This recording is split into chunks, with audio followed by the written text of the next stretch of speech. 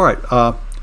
There's a conference coming up in Silicon Valley, I guess a week from today, and they need some student assistance, so you can get in free if you like. So email Irvin if you want to be an assistant and get into this conference. It's probably very good. I can't go because I'll be at the CPTC competition event, which is happening that weekend. And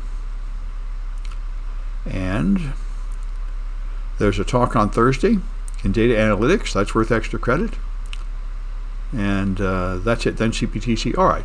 So that's a lot of things coming up next week.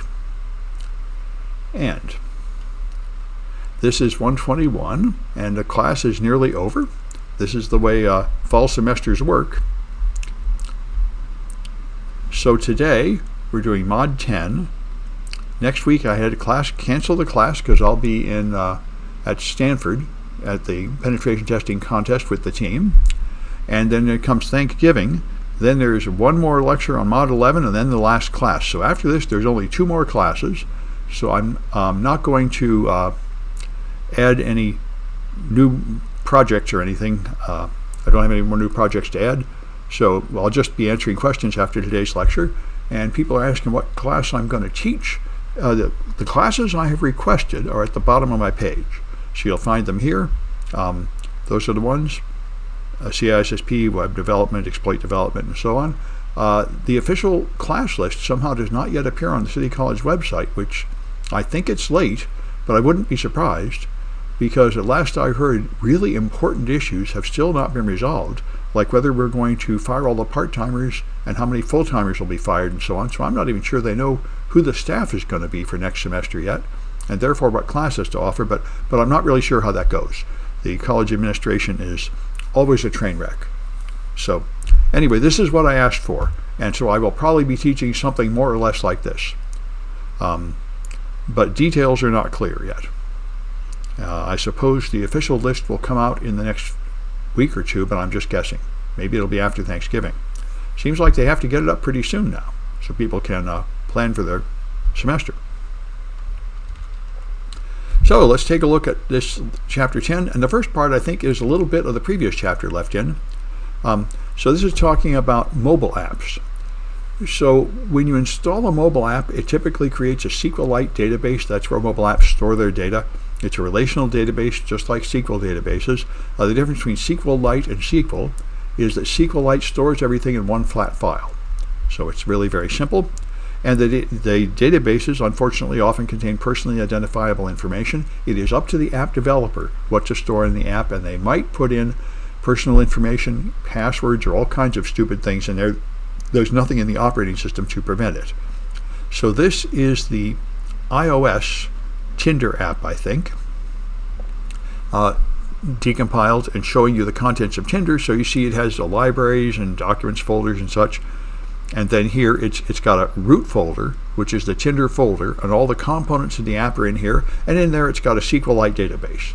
And that will include whatever data the Tinder designers wanted to put in there. So you'll find cookies, in here you'll find the cookies and caches and so on. All right. So if you look in Android, there is one file called Android Manifest, which shows all the permissions and components of an app.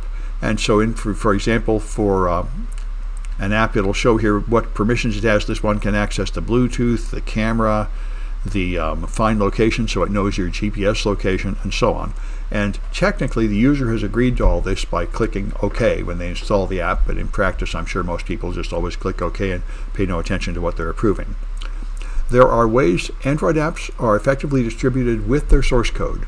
They're technically compiled down to something called bytecode, but you can easily reverse that with a variety of tools, and here's one of the many tools that can do that, Dex2Jar. Another one is JADX GUI, which we're using in the mobile device hacking class. So this is static analysis, where you look at the stored data and code that comes with an app to analyze it, and then you can read the code and find secrets in the code. But another way to analyze app, and usually a far easier way, is to just run it and see what it does dynamically. So you run it, and then you run tools like Wireshark to see the network traffic, and other tools to examine what the app is doing to the file system and so on. And we're doing a lot of that in the malware analysis class. Although that's focusing on Windows and therefore not mobile devices, but the principles are the same. So if you take Tinder, for example, you can connect to social media within the app. And so if you use an open source investigation tool called RobText, you can map out the domains. So here it shows one Amazon server going to another Amazon server, going to a few IP addresses, Massachusetts Institute of Technology, another Amazon one. So you find various IP addresses and autonomous system numbers which identify what networks the data is going to. And you can look at the raw requests. Here's a request going up to the server, which is not, I think, extremely useful, but it does show the some tokens and such. But here's something, I'm not entirely sure what this is. I think this might be DNS historical records, because it's got domain names and then a variety of IP addresses, and that is a good thing to find.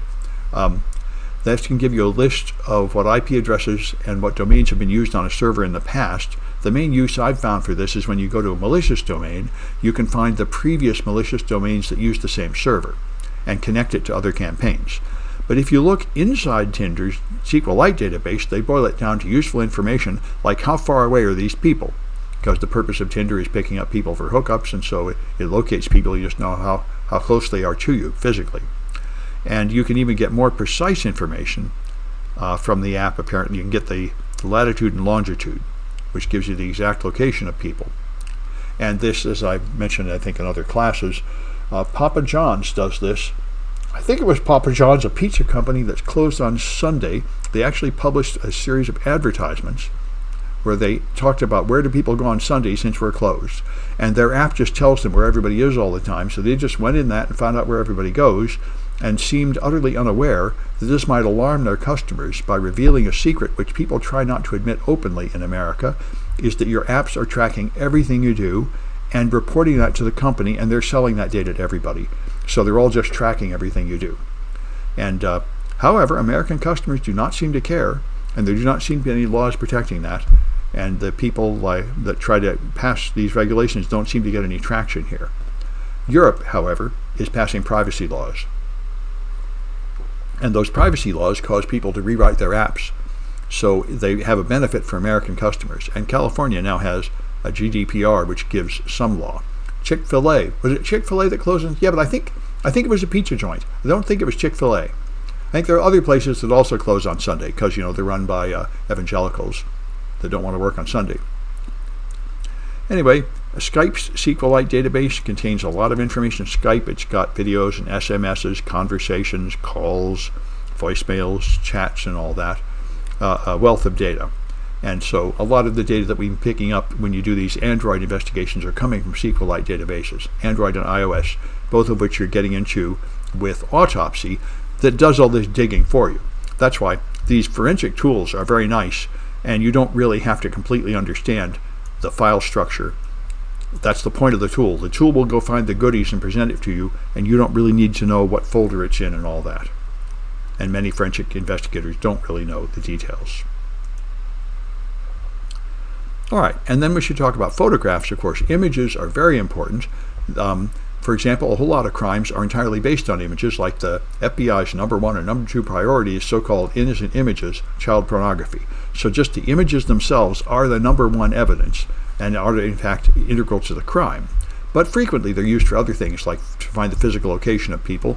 John McAfee, a notorious security worker that died a while ago, was on the run from the police for a murder, and he was caught because he took an image and put it on a social network, and that image contained his GPS coordinates, and he apparently didn't know that. I think it was Vice. He posed for a Vice article, and the Vice photographer left the metadata in there identifying his GPS location. And that's happened to a lot of people and celebrities. So in particular, for child pornography, that's this National Center for Missing and Exploited Children is one of the agencies involved for this. And these guys have a large database of hashed images of children, so you can run these hashes against images you might find on a phone. And you probably heard over the last year or two there has been a push for cloud storage services like Apple iCloud to run this against all their cloud, and they also want to push an agent down to your phone and run it on everybody's phone all the time. So that if your phone has child pornography on it, they will detect that and take it off the phone and perhaps alert the authorities to arrest you or something. And Apple agreed to that, and then their customers had a big revolt, people yelling that this was an invasion of privacy, and they said they weren't going to do it and rolled it back. Although I think they said they're going to scan the cloud services for it. They may be forced to do that because if you run a cloud service and people put child pornography on a cloud service, you may have legal exposure because possession of child pornography itself is a crime. But putting an agent on the customer phones, I don't think that happened. Let's see what Bird did. Oh, yeah. Somebody took cocaine to a foreign country and posted on Facebook. Sure, I saw a YouTube video a few years back of a guy that went to rob a bank. And he got a job being a cleaner in the bank, and then he rode the elevator up with a USB drive and put it in, installed malware in the bank, and he put a video of it on YouTube, just showing him performing the crime. This kind of stuff happens a lot. But the thing about criminals, and you see it going on with Trump and Musk and many others, they do something illegal and then they get away with it. Then they go a little more, they get away with it. They go further and further until they just think cops must be stupid. I can just do anything. And, to some extent, it's just an illusion because it takes a while to catch them. It's also an artifact of our criminal justice system where we have a lot of defenses. So we don't convict people the first time they do something. You have to do it a lot of times before there's finally enough evidence to prove you're guilty beyond a reasonable doubt and so on.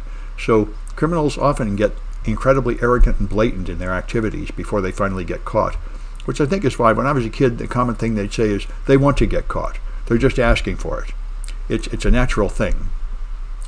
Because they observe that you don't really have to obey the law. The line is not really where the law is. You can go beyond it. And therefore, you can just test your limits. So I can go a little bit farther. Well, I can go a little bit further. Well, I guess I can go all the way over here until you're living a life that is completely unsustainable.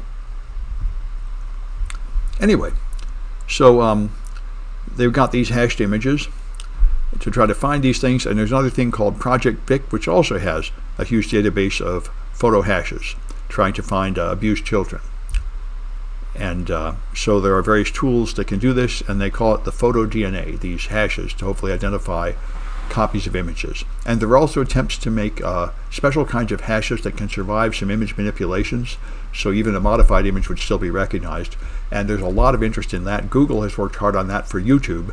So YouTube can detect if you post a copyrighted video, even if you've modified it somewhat. So they've gotten pretty good at doing that. So here's an example. There is another like the story you mentioned there. A Canadian pled guilty to killing her friend because there was a belt found near the body. I remember seeing this one. And she posted a picture on Facebook of her wearing that belt. So that connected her to the crime. In To Catch a Predator in 2017, there was a child predator who took photos of his illegal acts with children in a bathroom, and they were able to identify a medication bottle by sort of enhancing the picture in the bathroom until they got some information about the prescription and tracked him down that way.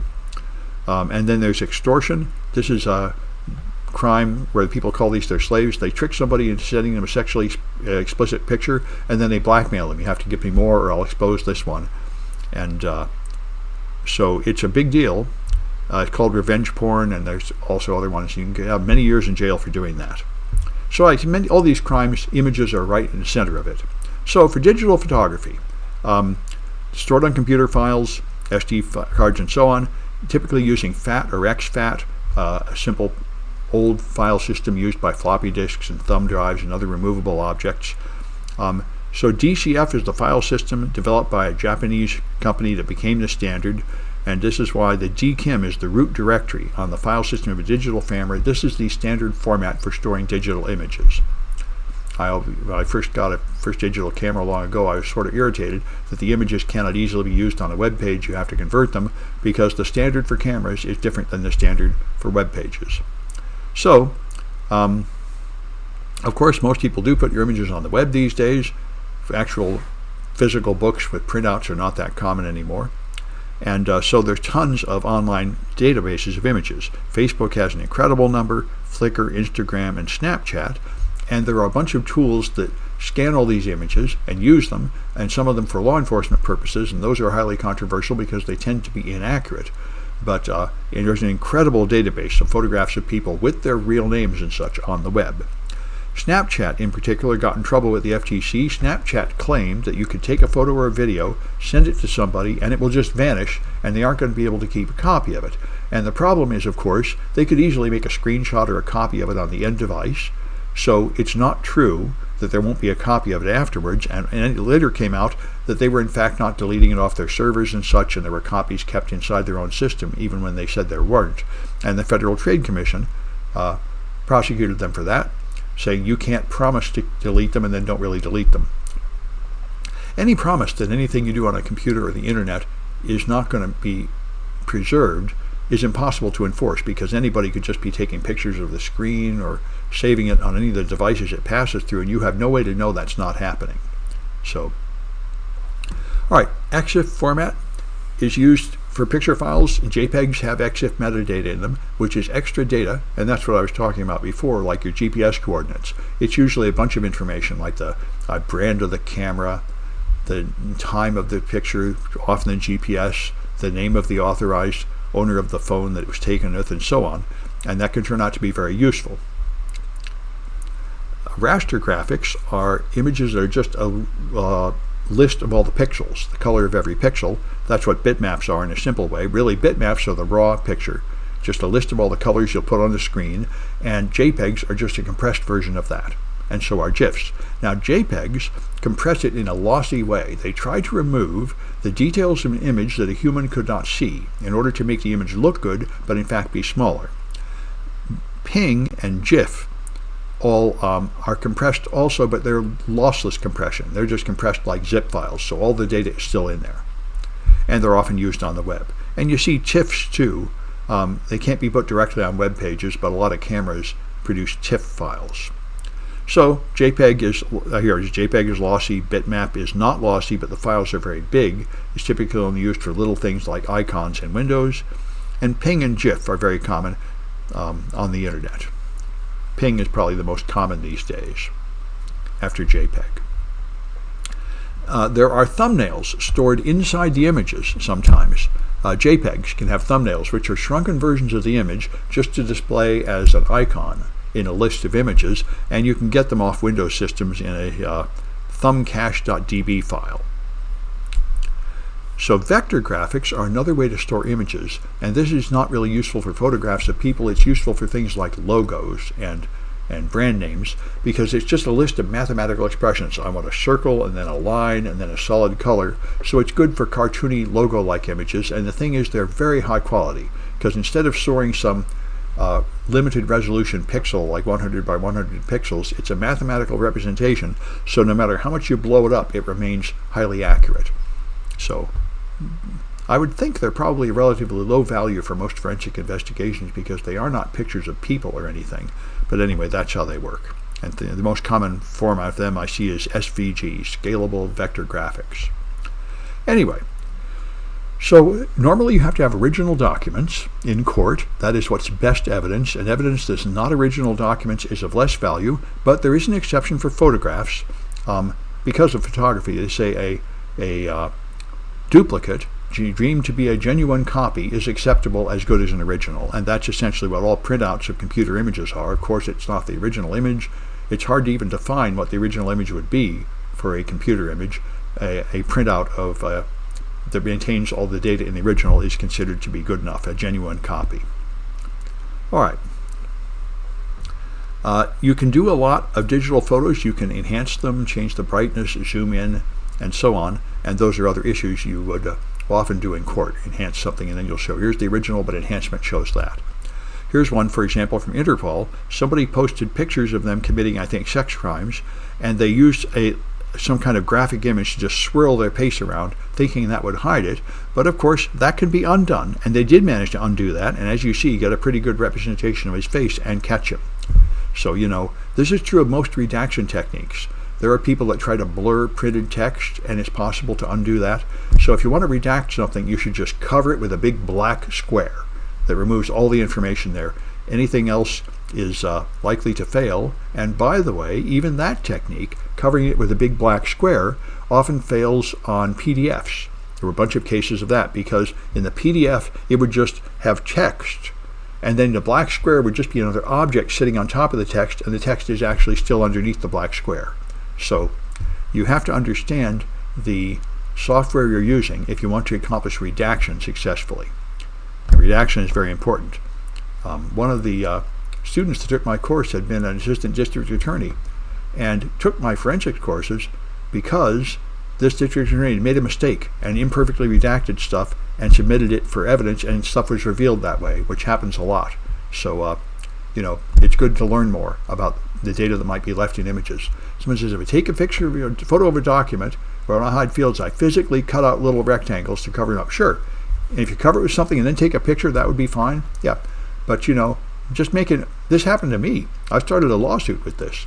I was doing a case against a retail vendor having to do with overtime pay, and they sent me a list of people and said, send mails to these people, but don't send it to any of these managers. We've removed managers from the list. And what they had done in Excel is they had right-clicked and hidden those rows.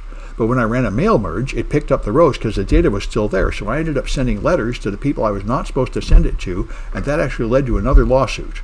And when I told this story in one of my classes years ago, one of the students in there was the attorney who had started that second lawsuit. So it's a small world. You run into people. After that, we changed our procedure at the agency I was working for to always have a control total at the end of any database. There should be this many records and this many total dollars, so we could detect a problem like that if it came up again. So, there are a bunch of things you can do on a computer that hide something that do not really remove the data. And a lot of people don't understand that. Yeah. All right. So I think that's it for this, and we should do a Kahoot, which I should have. Let me get my Chapter 10 Kahoot.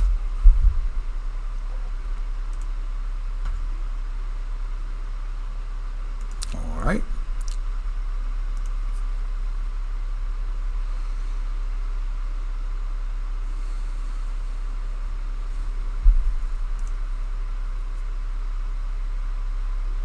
There it is, Module 10. All right. Yes. Yes, it's important to know this.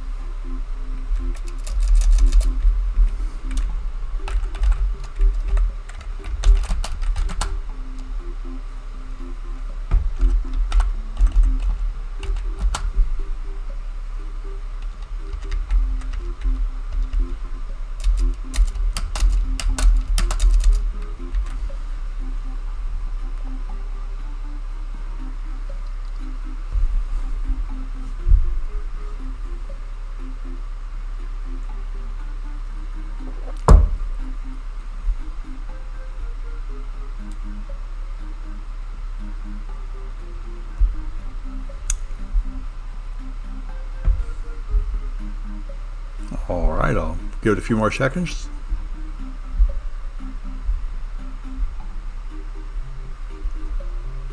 All right.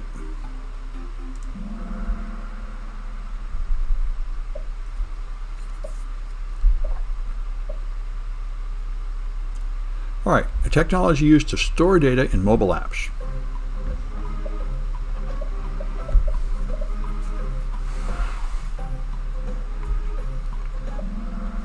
SQLite, good. All right.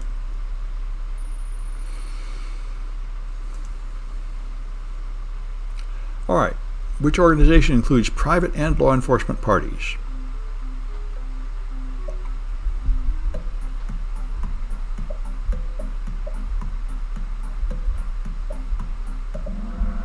Yeah, that's Project Vic. I didn't mention it in the lecture, but NCMEC is actually part of the government, and Project Vic is a combination of private and law enforcement agencies, both keeping track of images, child pornography images, and their hash values to create a database that can be used to find them.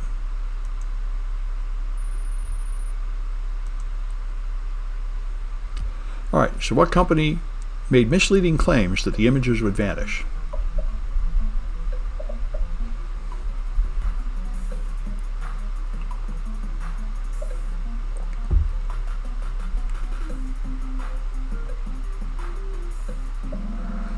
Snapchat. Good.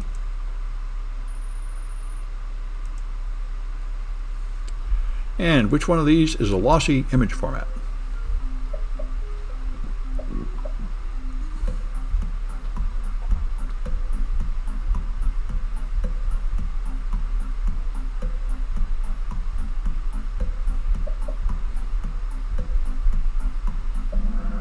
JPEG loses some of the details by compressing the image. You can adjust the degree of compression.